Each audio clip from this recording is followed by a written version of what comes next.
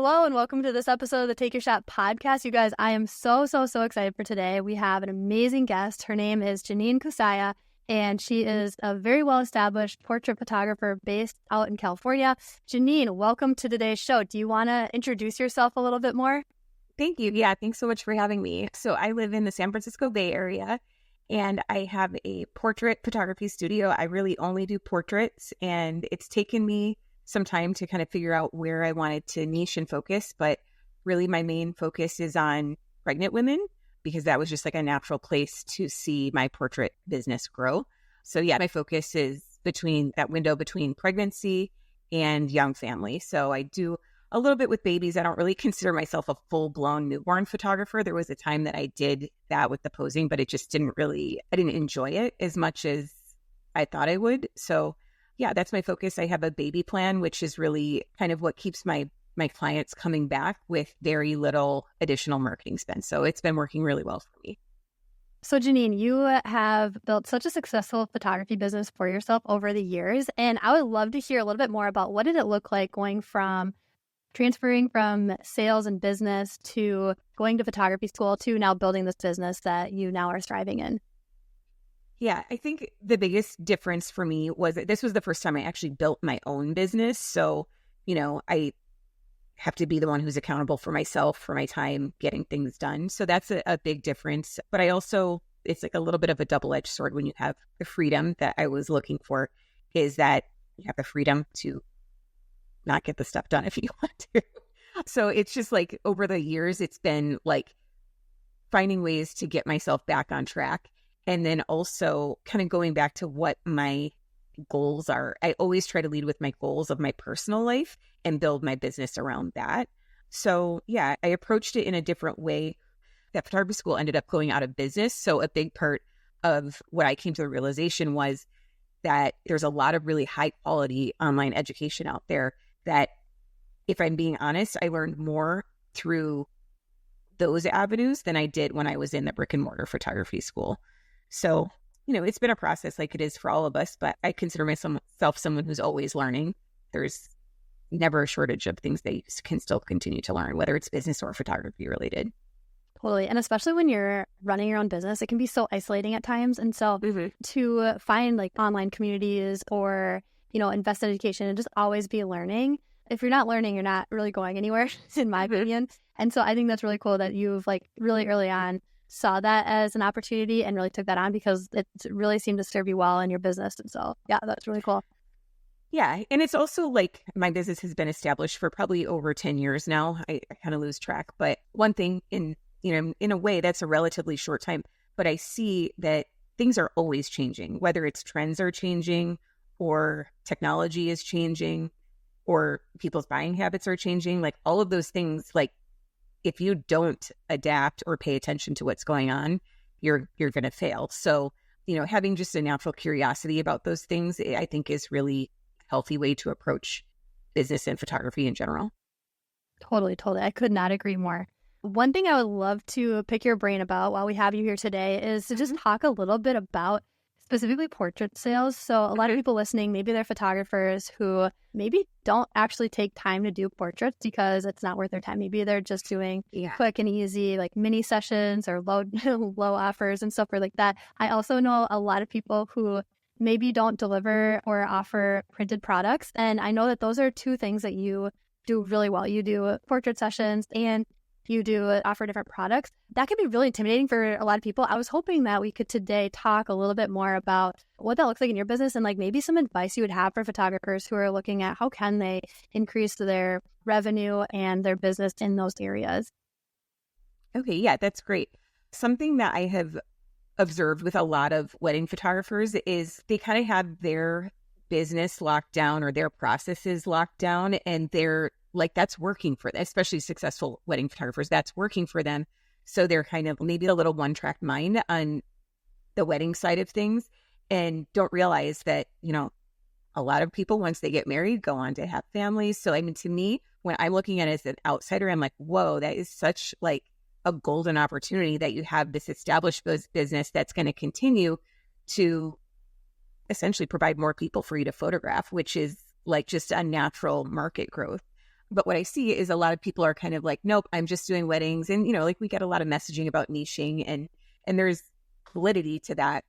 But what I see as sort of like an outside observer is it's not really that hard to take people that are interested in portraits and create a part of your business that just, I guess, is really like respected as an actual revenue generating stream for your business, instead of it being like, okay, I'm focusing on the weddings. This is my business for that. And then everything else is going to be shooting for a couple $100s, because the reality is like, that's fast and easy cash. And so, there's in some ways nothing wrong with that. But I do think that you are sort of missing out on opportunities for additional revenue. And the biggest thing is when I'm looking at a wedding versus portraits, I think of a wedding as like, let's say $5,000 to $10,000. That's like a big chunk of change, right? And so I see that you would have like the motivation to go and get those $5,000 to $10,000 sales.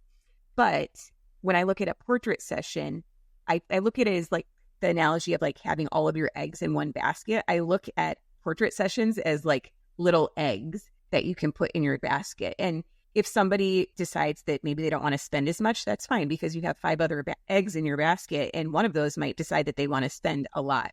Whereas with weddings, it's a little bit more like, are they or aren't they going to spend that chunk? So I feel like it's a way to sort of diversify your risk a little bit as far as your time. So your time is something that's valuable. So as you're having people approach you to hire you, I just look at it as being a little bit less risky with portraits. But then, you just have a lot more flexibility too as far as timing. So most weddings are happening on the weekends. Portraits can happen any day of the week. It's just like how you want to structure your business. That's really cool. And I think especially for photographers, I know so many who get burnt out on weekends and they don't even have the capacity or even ability to think through, I can't even add right now more sessions because I'm already burnt out. And so to kind of diversify, if you actually take on more sessions, you might actually not have to do as many weddings, which then kind of gives you more balance. So I think what you're saying there is really cool.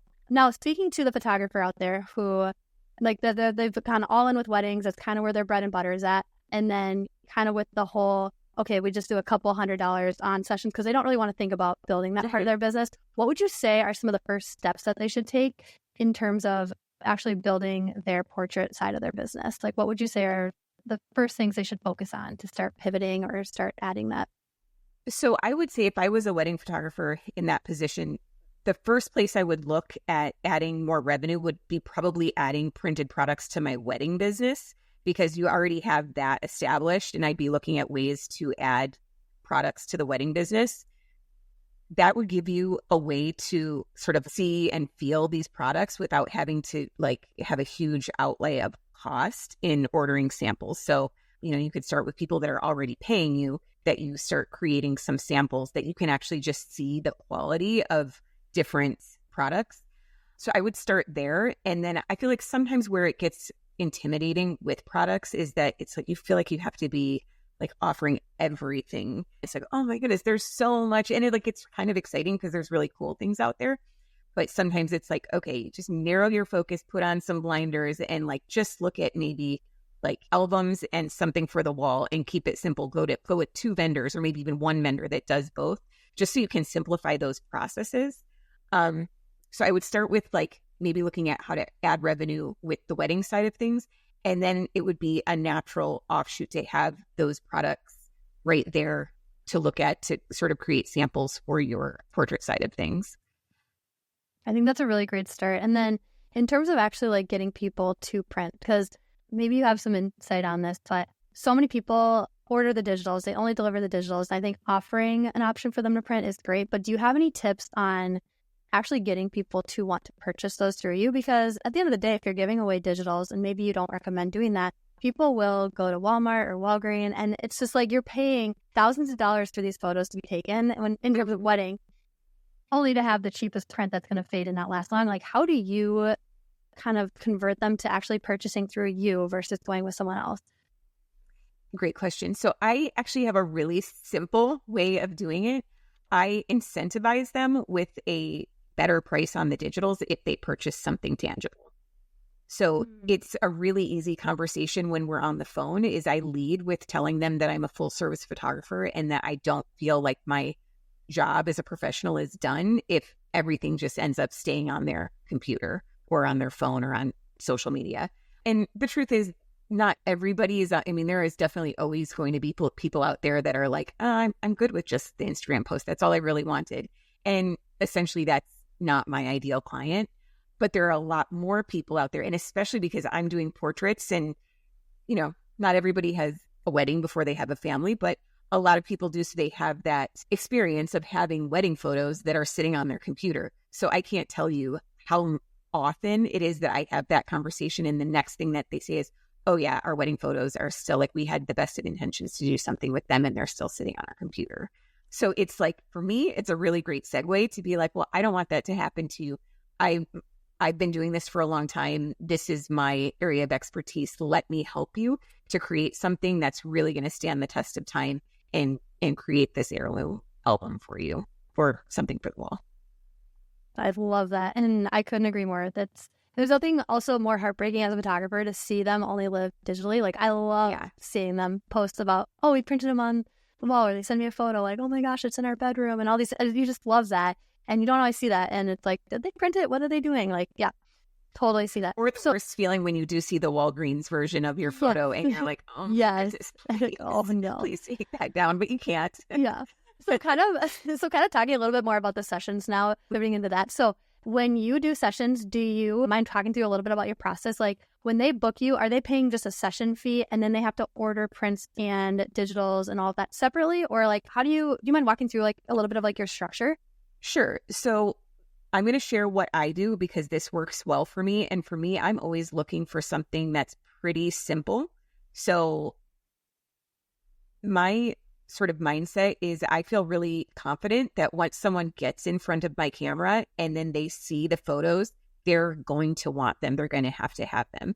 So, you know, if you're at that point where you're confident in your work and you feel like people are going to be like, oh yeah, it's really hard for me to say no to that, then I think my method, which is using a session fee. So I over the phone, I tell them that the session fee is and this is something I think a lot of people struggle with, is like, they have the thought that a session fee is for nothing. It's just a session fee. And they don't like that these questions come up like, well, what do I get for the session fee? So this is how I explain it. The session fee is to reserve your spot on my calendar. It covers my time and talent. It covers the use of the studio or my travel time if I come to you. And nobody ever says anything in response to that other than like, okay, that makes sense. So what I like about that is it also, and sometimes I will also say it also prevents people from no-showing or ghosting me. And, you know, I think people understand that that's a very legitimate thing.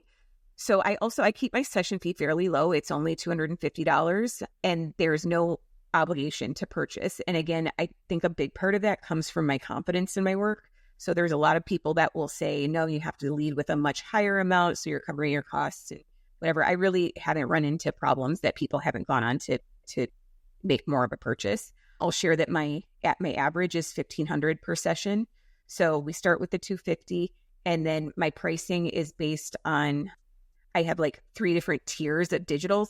And I am fully aware that when people look at my price list, the very first place that their eyes go is to the price of the digitals. I'm aware that, you know, people aren't calling a photographer because they want to have my fancy album and, you know, they're not thinking that they want the gallery wall. But when I show them with my sort of like, I call it the studio lookbook. So it's kind of like a digital catalog. And I say, I want to show you this so you have an idea of the type of things that I can do and the things that I offer. And so it just sort of whets their appetite for it, I guess would be the way to say it, that they're like, oh, maybe I do want this. And they're still probably not totally on board and thinking they want the digitals, but then have a custom collection. So, you know, you could do packages, you can do whatever. I just say like, I want you to be able to choose what you want. If I did packages and it had like a canvas and you hate canvases, like that's not going to work. That's how it's always been for me as a consumer of photography. Like I might see that there's value in this package, but I don't want what's in the package. So in a sense, it's sort of like a la carte in that sense because they're not obligated to a package. Like they can buy like basically the minimum to get the better price on the digitals is an 11 by 14 framed and matted print or a canvas. and that's $450. And then they get a better price on the digitals. So yeah, between the digitals, that I would say 99% of the people are purchasing the digitals, and I'm kind of banking on that. That also lowers my cost of goods. So if we're talking about products, obviously there's a cost to the products, but when you're sort of padding that with them purchasing the digitals, it kind of comes out in the wash that they're getting something more. In a sense, they're thinking that they're paying less because they're getting a better price on the digitals. But then at the same time, my cost of goods is sort of absorbed in the fact that I'm including the digital cost in that, if that makes sense. Mm-hmm. Totally. Because yeah, I mean, it totally makes sense because it does cost you money, your business money to get these printed. And so, yeah, I love that. That's a really like strategic structure. And I think that's really cool. How do you then communicate that? And when do you communicate this? So when they book, do they know what all of this is going to cost up front, or do they book the session fee and then you reveal kind of like their options once they've gone through the process of having their session with you? Like, what does the timing look like with all of that? Yeah. So I don't lead with sending them like a black and white price list. I lead with more visual digital things. So I think so I have like a nurture sequence when somebody fills out the contact form. And that is, I want to share too, that's part of my strategy with the lower session fee. I don't put my prices on my website because I actually my goal with my website is to have people filling out the contact form, whether they're my ideal client or not, because I don't do mini sessions right now, but maybe someday I'd like to. And if there's people that are maybe looking at a lower price point and they're on my list of potential clients, then if I decide to do that at some point, they're already captured through filling out the contact form. So I sort of use the desire for the getting to know the pricing as an incentive for them to fill out the contact form, just so I have their contact information. But then as far as like where that goes, they get a series of automated emails. And I also have a pop-up on my website that is like, if you're interested in pricing, like they get it that way. So I'm not always having to interact to give the pricing. And then it's a general pricing guide. So it's a hidden page on my website that shows images of the products that I offer with a starting point. I've had people that end up spending close to $10,000, but most people, when they're looking at my website, are thinking like, okay, this, I see quality and I see that this is like a higher end vibe at this website. But they're thinking probably more that they're going to spend about $1,000 by looking at the initial pricing guide. And then if they're still interested at that point, then we start talking about my studio lookbook. I have a conversation with them. And then, of course, they always get the full price list before the session. I don't want to hide anything, and I want to make sure that they have all that information. But I don't really get into the nitty gritty about exactly what they're going to spend until after they see the images, because obviously there's that emotional component and they have more of a desire to have them, and there's different people. There's different people that want to go through every little tiny detail on the pricing ahead of time, and others that are like, nope, this looks good. Let's just do it and we'll figure it out later. So that part you don't really have control over. I love that. And did you say what your average was that most people will spend when they book sessions with you? So my average is $1,500. But I also have a baby plan that I offer, which I actually include an album, which is like in line with what you would think of as a wedding album. It's like on par with the quality of a wedding album. And I let them put different sessions into that album and sort of do, for lack of a better word, like a layaway plan on the album. And that gives them the better price on the digital. So as they start to make a payment towards the baby plan album, they get a better price on the digitals. So that sort of like solves two problems for them, where they have the digitals right away that they can share with their friends and family. They can do what they want, or they can have me print more things for their home. But essentially at the end of about 2 years, I will take all of the sessions that we've done together and design an album. And I personally really like doing that. I enjoy it. And I feel really good about like looking back at not only my work, but also like this family that has grown over 2 years. And it's like, even though it's not my child, I'm like, oh my gosh, they were so little and they've grown so much. And there's like something about that I really enjoy doing. But again, going back to the business side of things, that keeps the cost of goods really low because I'm only creating one album, but they've been paying on it for over a year. So I'm sure you can appreciate that also turns into a more year-round stream of revenue than like a feast or famine. Summer is like the it time that you have to be so busy, and then you kind of like recover in January. Or for family photographers, it's like the fall season is like they're going like crazy, and then kind of get that like breathing room in January, where I feel like the way my business is structured, it's just a little bit more steady throughout the year. I, of course, do get people that are interested in fall family photos, but I don't always take all of them because I'm pretty like happy with the steady stream of revenue that I get with the young families. Totally, because they're making payments throughout the year. It really gives you consistent payments. Yeah. Like you just kind of get them on retainer almost and Yeah. have that steady revenue. I love that. That's so strategic on your part. It was not overnight that I came up with that. That's for sure. I was thinking strategically, but I was also thinking as a mom, because when I started as a photographer, I didn't have a family, but then I had my first child. She's almost 10 now. So over the past decade, I've really thought about like what I want as a mom. And so that's how I've designed my product line, is based on what I want. And when I discuss it with new moms, they're like, oh yeah, I want that too. It's just like, it's a really easy conversation to have. And I feel like there's not a lot of people out there that are offering that. So it's a differentiator. So Jennine, it seems like you've really done a lot of work in your business to build a business that like really works for you.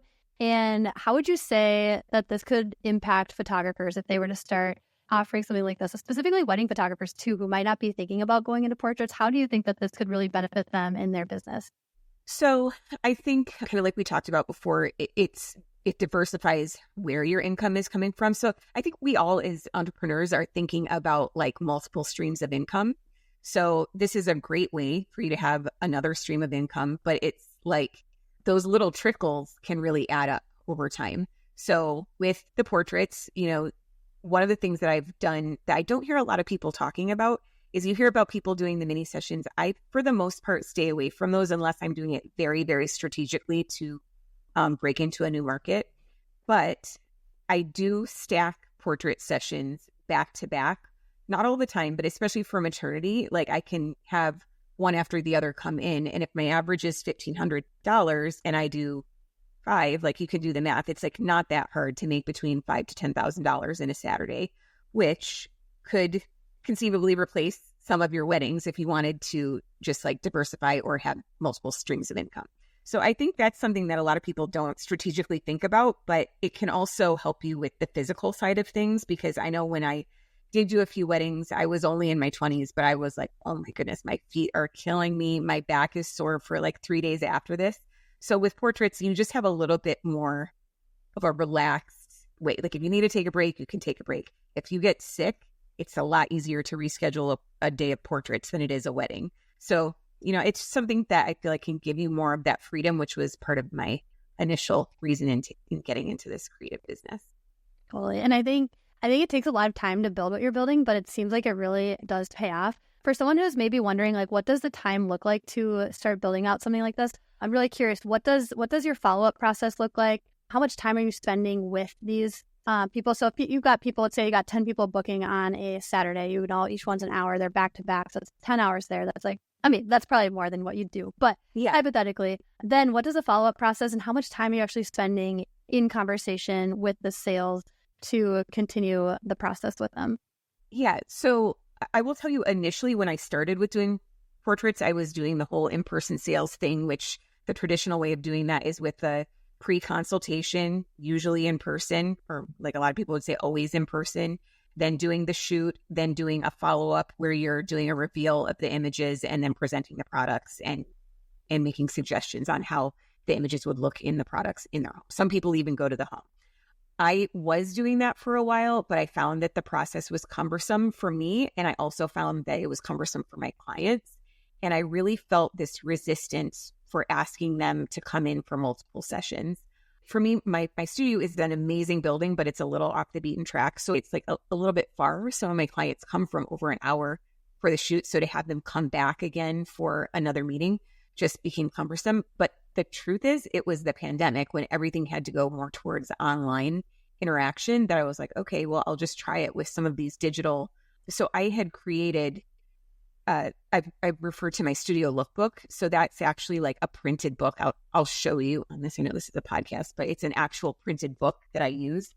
But I had a PDF of it because in order to send it off to get printed, I had to create a PDF at one point. So I put that into like a flip snack so it looks like a digital magazine. And when I started sending that, I was like, this is actually working just as well as when I met with people in person. And we both like it that we're doing it from home instead of having to go and physically meet. So that is just where I moved to it. And then I, in the past, was not doing online galleries. I am now. I'll be fully transparent because of the rise in the watermark removal software. I'm rethinking that process, and I'm probably going to do a same day reveal where I shoot and then show them the images in person. To date, I don't feel like I've had anybody steal the images, but I know that that's coming. And so, you know, it's been working for me sending watermark galleries, but I do think there's some validity in thinking about potentially doing same day reveals.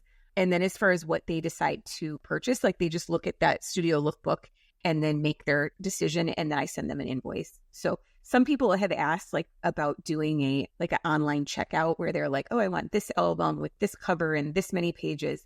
I feel like that's too much to leave in the hands of the customer for two reasons. One, as they start adding things, the total is going to go up, up, up. And then they're in California, I have to charge sales tax on tangible goods. So doing something that's like over $1,000 and then adding the 10% sales tax is like, I feel like that's a definite way that people would bounce from that webpage. But when they're looking at the catalog and then they just send me an invoice, they have like a general idea of what they're going to spend. And maybe when they see the actual invoice, it's like, oof, that's a little bit higher. But it's very rare that I have someone come back and be like, oh, can you take that off? I don't really want to spend that much. They just kind of, once they send me that email, I feel like they've committed to their purchase. So you're doing this all online via email versus... I always offer in-person meetings and Zoom calls and coming to them, but nobody ever takes me up on it. So that kind of tells me that they like the online interaction. So if they want me to, I'm always available because I do still consider myself a full service brand, but they just don't take me up on it, and that's fine with me. and since kind of pivoting from doing it in person to this, you have not seen a decrease. In fact, you've seen just like the same, if not maybe even better in terms of my sales? highest sales have been since then. You know, I don't know if that partly could be just who I had in front of my camera was more interested in spending. I don't really know that it's necessarily something I've done differently, but the truth is my highest sales have come since moving towards this online interaction. Well, that is seriously so cool, Jennine. And I seriously am so thankful that you were on the show today, and just thank you for everything that you've shared. I know that so many people are going to benefit from just hearing about your business and hopefully being able to increase their own sales and business in terms of doing portrait photography. So thank you so much for sharing today. So just curious, just before we wrap up, I'd love to give you an opportunity to share. Is there anything like that you're currently working on in your business that you want to share with our listeners today? Yeah, thank you. This has been really fun. I'm glad that we got to talk. But yeah, so I built out over the summer a group coaching program, and it's called Faucet, 4 months to 4 figures on autopilot.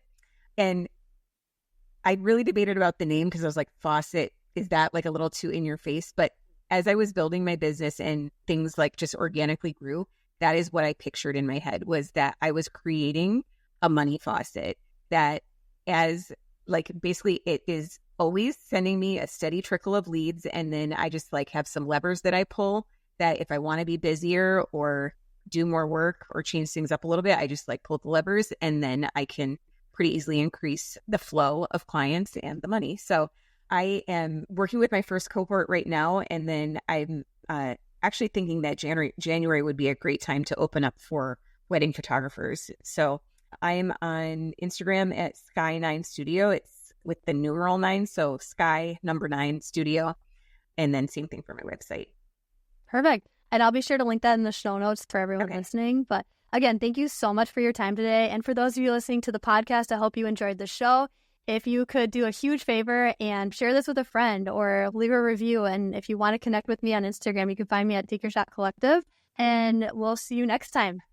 Hello and welcome to this episode of the Take Your Shot podcast. You guys, today I have an amazing guest. Her name is Jennine Coosaia. And Jennine is someone who has spent years in photography. She has a background in going to photography school, and before that, she's done medical sales and has just so much of a wealth of knowledge. And today, I'm really excited for her to talk a lot about her portrait business. And if you're a wedding photographer, you want to tune in for sure, because she's going to dive into what adding onto your portrait side of your business can do for you in terms of diversifying your revenue stream and also hopefully helping you build your business. So today I'm really excited. And Jennine, so happy to have you today. Do you mind just introducing yourself?